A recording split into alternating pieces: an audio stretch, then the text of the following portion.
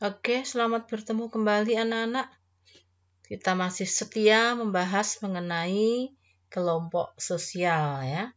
Kita sudah membahas kelompok dengan ciri solidaritas mekanik, organik, Gemeinschaft, Gesellschaft, kemudian primary group, secondary group, ya, kelompok primer, sekunder, kelompok in group dan out group. Nah, sekarang kita membahas masih mengenai kelompok sosial yaitu membership group ya. Member itu anggota.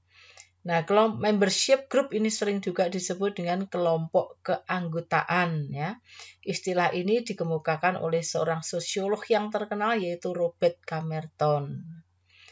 Nah, membership group ini merupakan suatu kelompok di mana seseorang itu menjadi anggotanya secara fisik, secara pasti. Nah, seseorang dapat dengan mudah diketahui berasal dari kelompok sosial mana atau dari membership group yang mana.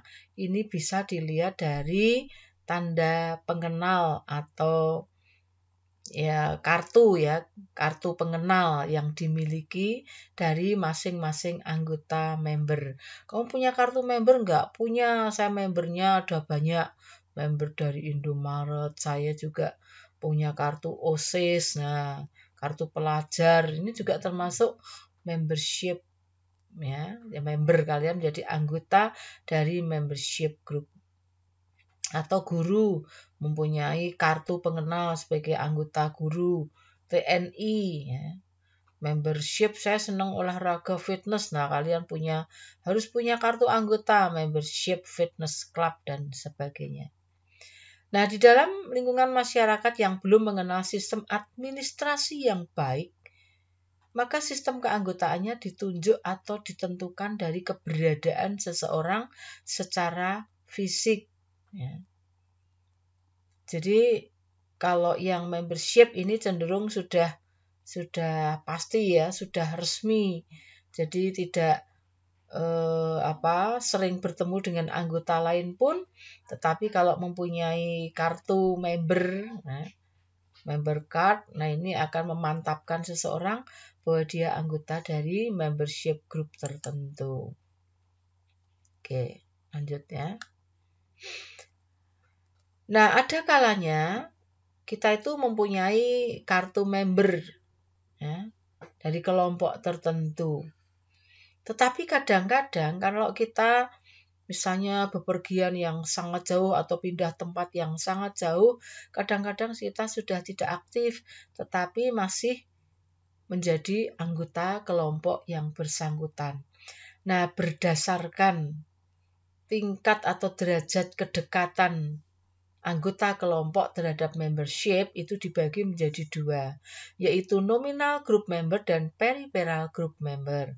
Yang pertama, nominal group ini anggota ya, tetapi masih berinteraksi dengan kelompok yang sosial yang bersangkutan meskipun tidak aktif banget gitu ya. Yang kedua, peripheral member.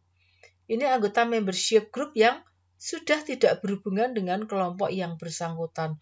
Jadi mungkin sudah bertahun-tahun pindah ke luar negeri ya. Sehingga kalau terjadi apa-apa, membership grupnya bertanggung jawab ya, nggak bisa. Karena itu dia sudah tidak aktif terlalu lama gitu. Itu yang peripheral group member. Nah, selain ada membership group, ada juga reference group atau kelompok acuan. Nah, menurut Suryono Sukanto, kelompok acuan itu apa? Kelompok yang menjadi acuan atau patokan atau ukuran bagi seseorang yang bukan anggota tersebut untuk membentuk pribadi dan pola tingkah lakunya. Maksudnya bagaimana? Jadi misalnya Bu Reni ini bukan anggota kelompok tertentu. Misalnya kelompok TNI. Saya bukan anggota kelompok TNI, tetapi saya sangat mengagumi dan saya sangat ingin menjadi anggota TNI.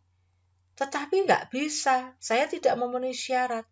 Nah, bisa saja dampaknya saya akan selalu mengacu pada yang sering dilakukan TNI. Ya, saya bersikap tegas, keras, ya. Mungkin juga sikapnya seperti seorang anggota TNI. Nah, ini bagi Bu Reni, TNI ini merupakan reference group saya.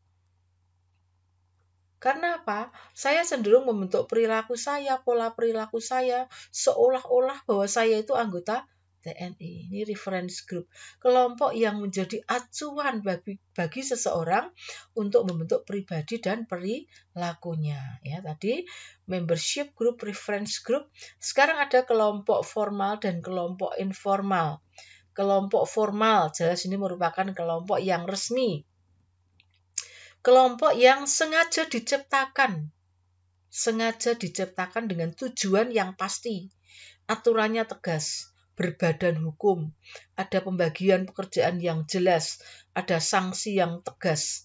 Ini kelompok resmi, ya, berbadan hukum, misalnya perusahaan, birokrasi, negara, nih semuanya serba resmi.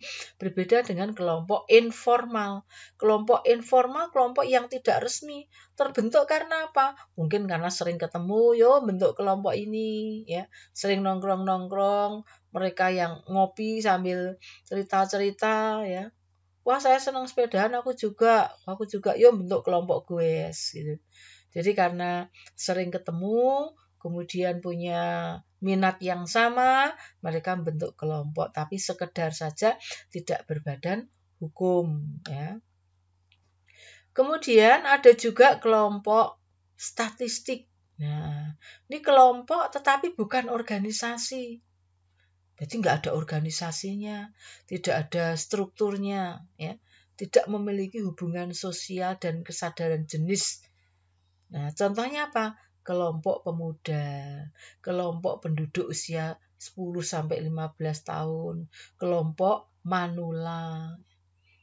Terus yang lain yaitu kelompok sosieta atau kelompok kemasyarakatan. Ini mungkin kalian sering membaca di koran-koran atau majalah, ya. Kelompok yang memiliki persamaan tetapi tidak mempunyai organisasi dan hubungan sosial di antaranya. Sama, misalnya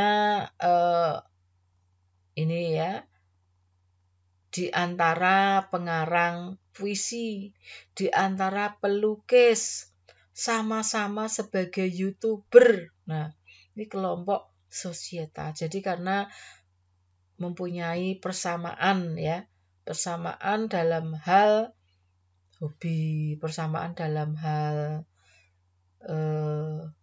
minat yang besar, ya. Nah, itu mengenai sosieta.